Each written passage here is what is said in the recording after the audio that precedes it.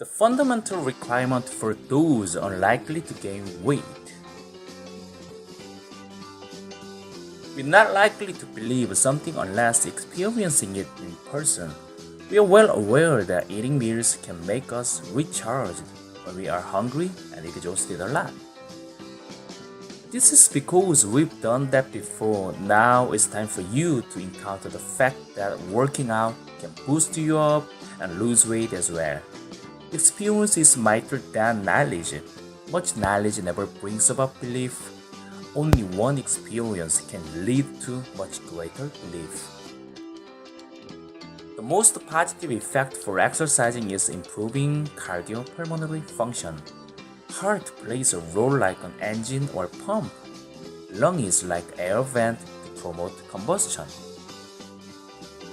Once cardiopulmonary function improved, all the metabolism gets accelerated thanks to abundant nourishment and air.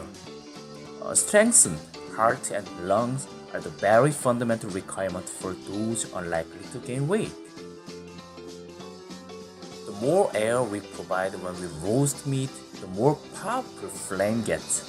The flame goes out when we close the vent. Lung is the very organ that plays a vent-like role in our body. Our blood contains oxygen as well as nourishment. Nourishment is like fuel, but it can't be combusted without oxygen. Fuel without oxygen is nothing. However, we've gotta breathe out carbon dioxide generated by fuel combustion, as it can put out the fire. To breathe in oxygen and breathe out carbon dioxide is what lung functions. Even if we breathe like this, the more air and carbon dioxide we breathe at once, the more powerful flame gets.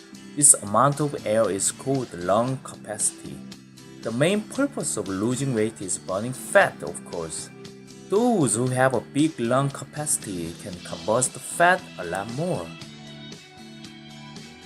What do you think fasting without any exercise? All the water and muscle in your body will be reduced except for fat.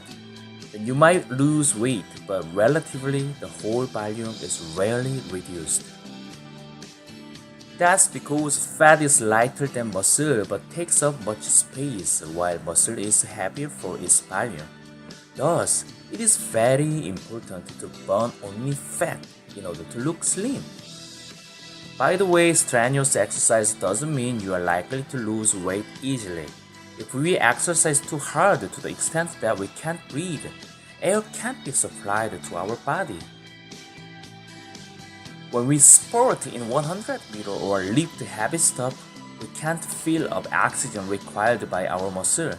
That's why the system called anaerobic energy generating process is activated, which can generate energy without any oxygen. This is not a normal but emergency situation. When fatigue stuff termed lactic acid is produced, unless lactic acid is dissolved in time, it can cause severe muscle pain. Of course, we feel physical pain with little slimming effect.